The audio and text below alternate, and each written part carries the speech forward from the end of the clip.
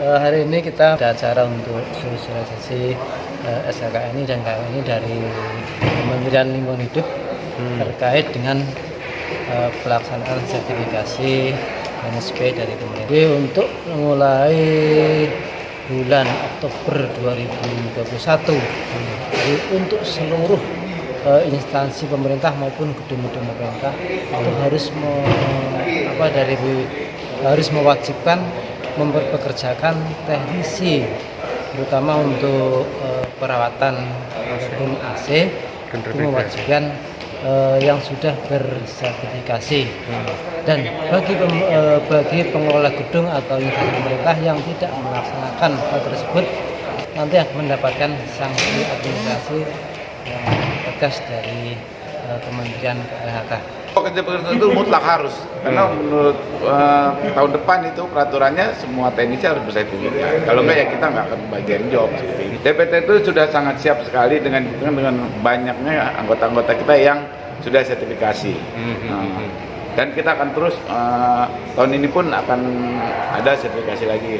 Kalau kita dari sisi praktisi sih inginnya itu LSP-nya juga LSP praktisi, ya kan seperti itu. Tapi karena ini yang tahun ini programnya subsidi, ya mungkin terserah yang memberi subsidi barangkali seperti itu. Tapi naiknya ke depannya kita berkeinginan bahwa sertifikasi itu diadakan oleh praktisi sendiri sehingga dikerjakan praktis sehingga lebih matching gitu, lebih ketemu manfaatnya. Setelah kita hadir tadi di acara undangan dari Kementerian Lingkungan Hidup mengenai pemberlakuan kewajiban bagi sertifikasi untuk teknisi maupun pengguna teknisi baik pemerintahan maupun swasta itu kan mulai berlaku sesuai dengan Permen KLHK tahun 73 tahun 2019 berlaku di Oktober 2021. Harapan saya sih sebetulnya adalah semua teknisi itu bisa mendapatkan atau segera mensertifikasi dirinya agar tidak tertinggal dengan teman-teman yang sudah tersertifikasi. Dan juga saya berharap di sini pemerintah juga membantu untuk pelaksanaan sertifikasi ini, baik itu asesornya maupun teknisinya, lalu TOT-nya juga. Kita sebagai asosiasi mengharapkan dukungan dari pemerintah akan hal tersebut di atas. Dan juga saya berpesan kepada seluruh prinsipal juga mendukung hal ini dalam bentuk yang lebih konkret agar kita semua bisa dapat bersinergi dan mendukung kehidupan yang lebih baik ke depannya.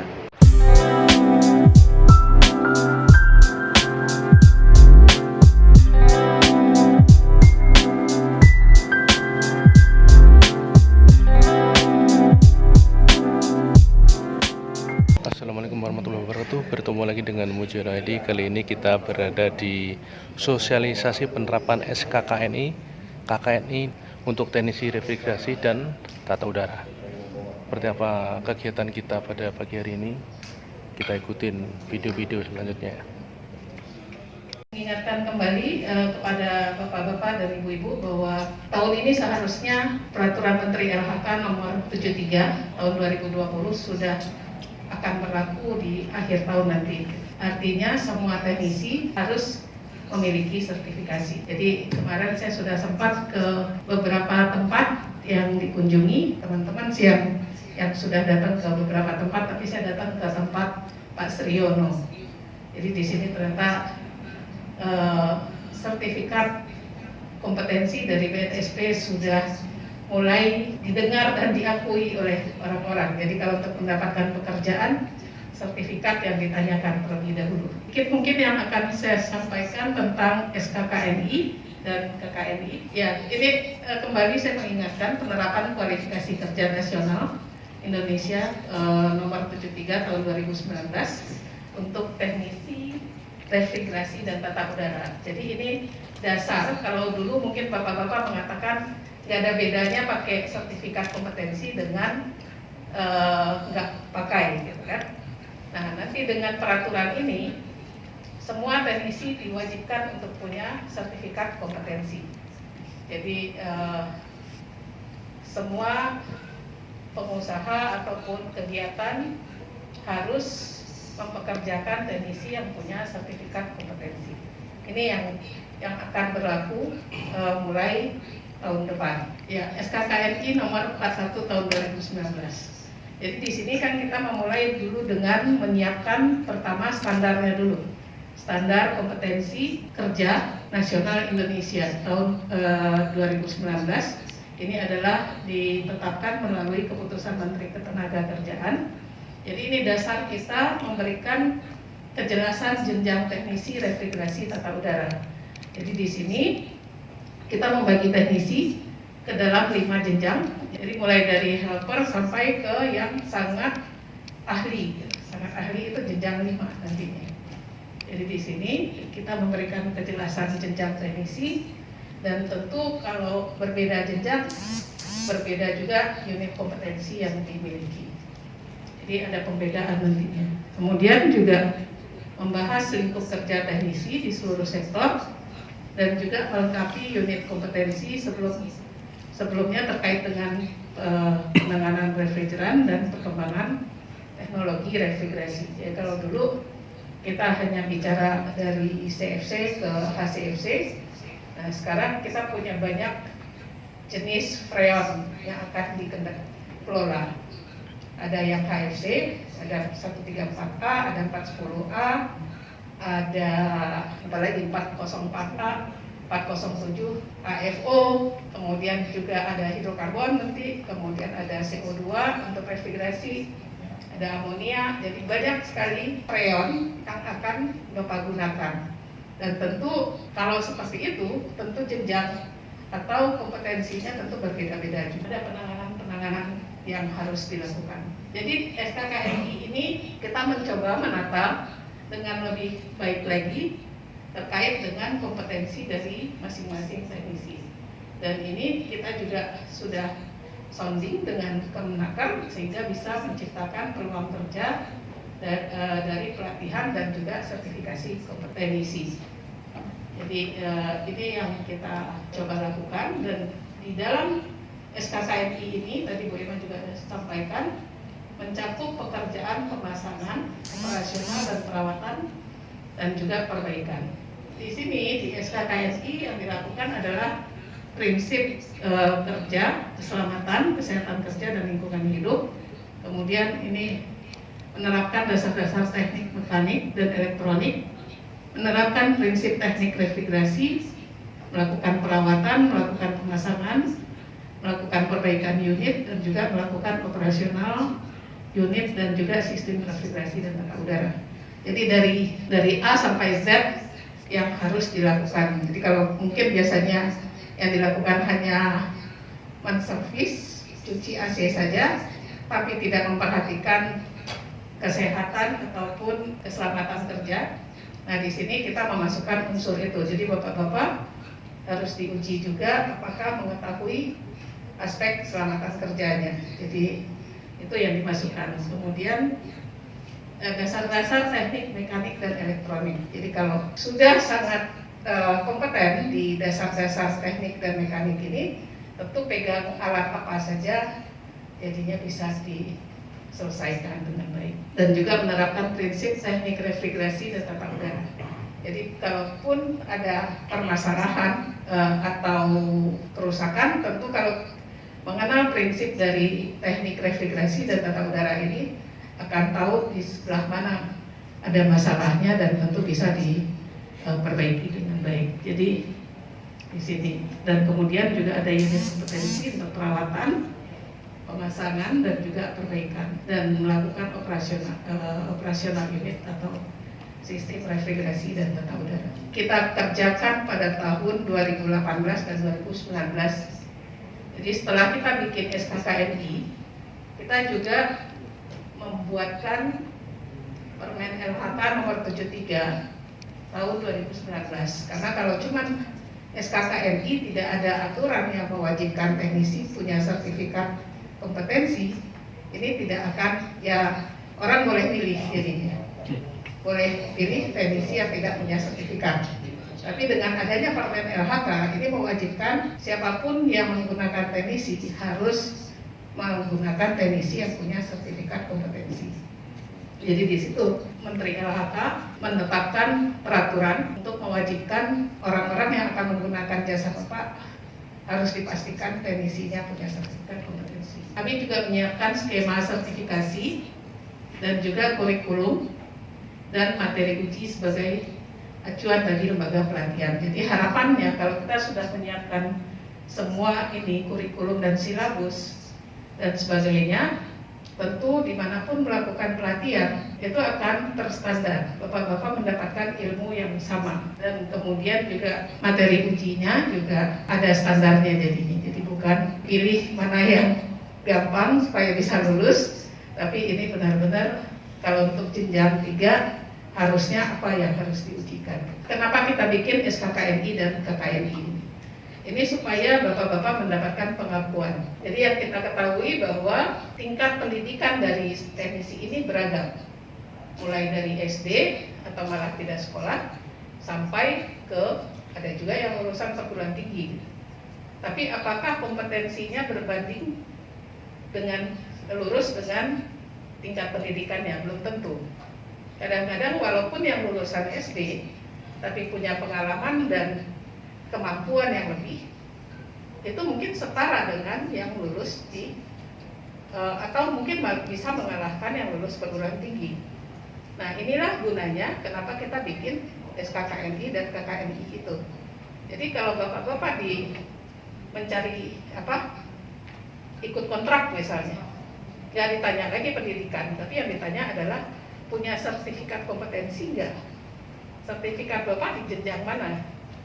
Kalau di jenjang 3 atau di jenjang 4, ini sudah diakui bahwa Bapak levelnya sudah cukup tinggi, sehingga bisa jadi Bapak akan bisa dipekerjakan oleh industri. Jadi ini gunanya SKKNI dan KKNI tadi. Jadi di SKKNI, kalaupun kita di jenjang 5 ya, kualifikasinya itu memenuhi jenjang 5 itu sudah setara dengan D3. Jadi walaupun sekolahnya SD, tapi di dalam pekerjaan Bapak diakui punya keahlian yang lebih. Jadi inilah gunanya SKKNI dan KKNI tersebut. Jadi untuk bisa menyetarakan bahwa walaupun Bapak siap Pak, Bapak lulusan dari SD tapi kemampuannya lebih diakui. Lanjut. Wah, ini cukup kecil-kecil tapi nanti mungkin bisa kita share kali ya. Jadi ini adalah dari proses alur jenjang KKNI. Jadi kita membagi menjadi 5. Jadi jenjang 1 itu adalah helper. Kayaknya saya susah ya bicara pakai masker. Iya. Nafas jadi. Ya, jadi ada 5 jenjang. 1 itu jenjang helper atau asisten. Jadi kita tetap menghargai walaupun yang masih junior, yang masih belum punya kemampuan, masih baru bergabung, kita masih menganggap sebagai teknisi jenjang 1. Jadi di sini persyaratan umumnya adalah yang mampu berbahasa Indonesia tentunya, supaya bisa bekerja di Indonesia ya, dan kemudian juga memenuhi kompetensi yang diterapkan dalam KKNI. Nah, kalau untuk jenjang 1 ini hanya ada 2 kompetensi inti dan 1 kompetensi pilihan. Jadi ada 3 kompetensi paling tidak. Di kompetensi pilihan ini kita menyiapkan ada 2 pilihan. Pertama untuk cuma mencuci. Yang kedua, kalau nggak salah, instalasi itu udah masuk di jenjang 3. Tapi kalau yang di jenjang 1 itu baru cuma mencuci saja. Oh, yang pertama itu mengenali peralatan. Jadi peralatannya yang harus dikenali. Karena kalau helper nggak ngerti peralatan, ya akan sulit juga bantu bapak-bapak yang sebagai teknisi, yang diminta apa, yang dikasih apa gitu. Jadi paling nggak helper itu punya 2 kemampuan itulah, bisa mengenali peralatannya dan kedua juga mampu untuk mencuci AC. Nah ini supaya yang baru masuk itu paling tidak bisa juga mendapatkan pekerjaan. Dan kemudian di jenjang 2, nah ini kan sudah cukup pintar. Jenjang 2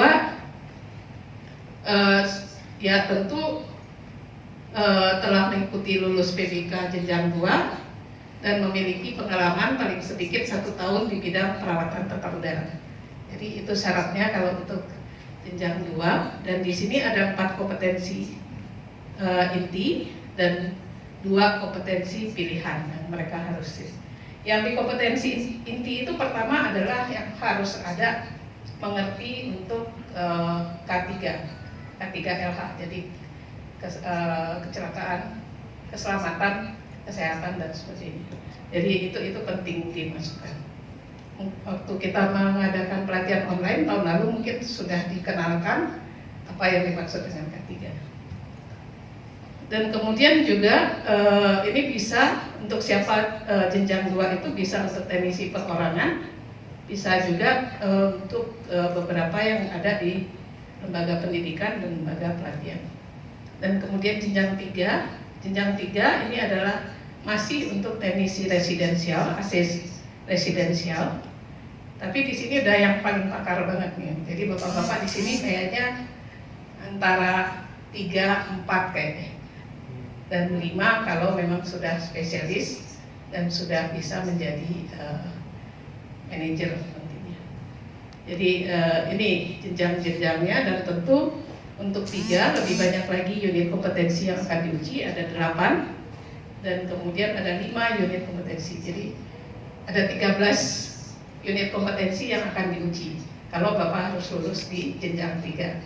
Jadi semakin tinggi jenjangnya, semakin banyak unit kompetensi yang akan diuji. Jadi semakin ketahuan benar-benar ahlinya dan bisa dipertanggungjawabkan. Ya, lanjut mungkin. Ya, 4 dan 5 itu untuk teknisi komersial dan industri. Jadi kita membedakan bahwa teknisi AC residensial itu bisa paling nggak sampai di jenjang 3, tapi jenjang 4 dan 5 karena untuk komersial itu mereka harus bisa memahami juga masalah pemasangan, karena untuk di gedung ya, untuk ducting dan sebagainya. Jadi memang berbeda keahliannya. Nah di sini ini untuk pemerintah daerah mungkin ya yang harus dipahami bahwa Permen LHK nomor 73 tahun 2019 di pasal 4 teknisi pada jenjang 2 sampai jenjang 5 itu wajib memiliki sertifikat kompetensi.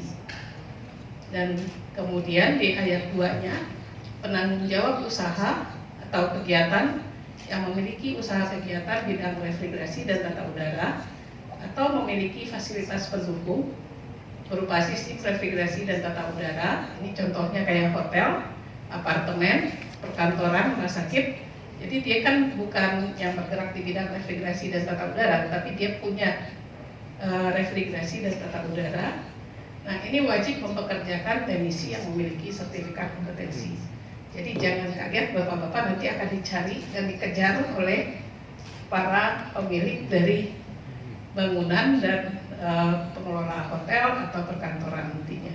Karena mereka memerlukan jasa-jasa bapak. Nah syaratnya bapak harus punya sertifikat kompetensi. Jadi bukan teknisi yang tidak punya sertifikat kompetensi. Dan kemudian di pasal 5, penanggung jawab usaha atau kegiatan yang memiliki usaha atau kegiatan yang tidak memenuhi kewajiban sebagaimana dimaksud dikenakan sanksi administrasi. Nah ini yang kami nanti akan bersama dengan pemerintah daerah akan melakukan penindakan seperti pencabutan izin usaha dan sebagainya. Jadi ada penertibannya, ada sanksinya.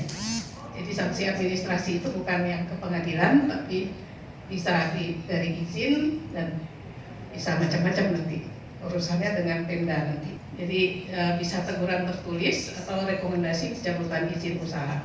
Jadi itu sanksi administrasi yang akan berlaku itu di pasal 5. Dan pasal 8, sertifikat kompetensi ini berlaku 3 tahun dan harus diperpanjang, dapat diperpanjang. Nah, perpanjangan masa berlaku sertifikat paling lambat 3 bulan sebelum masa berlaku habis. Jadi Bapak-bapak harus ingat tuh sertifikatnya kapan habisnya dan harus siap-siap untuk diperpanjang. Perpanjangan sertifikat kompetensi dilakukan berdasarkan hasil penelitian atau surveillance. Jadi bisa jadi Bapak tidak harus diuji lagi. Tapi kalau bisa membuktikan bahwa Bapak melakukan pekerjaan selama memiliki sertifikat kompetensi itu nanti LSP bisa langsung memperpanjang sertifikat kompetensi. Jadi tidak sama dengan orang yang baru mendapatkan sertifikat kompetensinya. Nah, penerbitan sertifikat kompetensi oleh LSP wajib dilaporkan kepada KLHK setiap 6 bulan. Jadi kami akan berkomunikasi dengan LSP. Jadi kami pun bisa memberikan masukan ke LSP bahwa ini teknisi-teknisi yang aktif dan masih bekerja dan sertifikat kompetensinya sudah mau habis. Jadi paling enggak ini bisa menjadi komunikasi kita dan mungkin kita bisa mengingatkan Bapak juga sertifikat kompetensi sudah harus diperpanjang. Nah, di pasal 11 sampai 14 itu ada pembinaan dan pengawasan yang melibatkan direktorat teknis dari tempat kami dan kemudian juga ada kementerian lembaga teknis terkait, bisa juga dari Kemenaker, bisa dari Kementerian Perindustrian atau dari kementerian lain mungkin yang akan melakukan pembinaan dan pengawasan, dan kemudian ada pemerintah daerah. Jadi itu yang bisa melakukan pembinaan dan pengawasan pada Bapak-bapak. Dan kemudian ketentuan peralihan dan membentuk sertifikat kompetensi teknisi AC yang telah dikeluarkan sebelum Permen LHK diundangkan itu masih tetap berlaku sampai berakhir. Tapi kemudian kalau sudah berakhir Bapak mengambil ke sertifikat yang baru.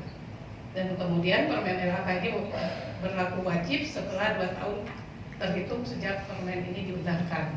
Nah, diundangkannya kan bulan Oktober 2019. Jadi kalau 2 tahun ya berarti kan nanti ya Oktober 2021 sudah mulai wajib berlaku. Dan Permen LH nomor 2 tahun 2007 itu yang dulu kita cabut dan dinyatakan tidak berlaku lagi. Itu mungkin yang bisa kami sampaikan kepada Bapak-bapak dan Ibu-ibu. Jadi dengan adanya informasi ini, Bapak-bapak mungkin yang punya teknisinya banyak, ini saya lihat kan bos-bos teknisi semua nih kayaknya, ya Pak. Nah, artinya anak buah Bapak tuh harus difasilitasi untuk bisa mendapatkan sertifikat kompetensinya, supaya nanti kalau ada pekerjaan, nah Bapak bisa mendapatkan job itu nantinya, karena Bapak siap dengan teknisi yang punya sertifikat kompetensi. Dan kalau punya sertifikat kompetensi, tentu yang punya, yang konsumennya tentu juga yakin dengan layanan dan kemampuan teknis Bapak Ibu semua, sehingga konsumen pun bisa puas nanti. Mungkin harganya nggak 75.000 lagi, bisa naik nanti 150.000. Karena sudah punya bukti kan, punya keahlian, ya harus dihargai jadi. Saya pikir semua konsumen pasti akan terima saja. Yang penting mereka yakin AC-nya bagus dan sehat, bersih, gitu kan. Itu yang kami harapkan semua. Jadi mudah-mudahan informasi ini bisa berguna bagi Bapak Ibu. Dan saya tahu juga API itu ini cukup aktif. Saya belum ke tempat Bapak nih ACC, tapi mungkin saling belajar mungkin ya, menjadi komunitas. Kami dapat cerita dari salah satu API itu bisa, kalau dulu kan memang ngejar konsumen, sekarang udah enggak katanya, dikejar konsumen ya. Dan sekarang bisa juga memberikan layanan sosial, menservis AC masjid. Wah, benar-benar kalau dulu teknisi amanah yang kita minta sudah terjadi jadinya. Dan sertifikat itu memang berguna ternyata ya untuk dapatkan kontrak-kontrak. Saya dengar juga di sini di Tangerang seperti BCA katanya juga minta servis AC yang tadinya biasanya 3 bulan menjadi sebulan sekali. Berarti nambah job ya. Iya, Pak.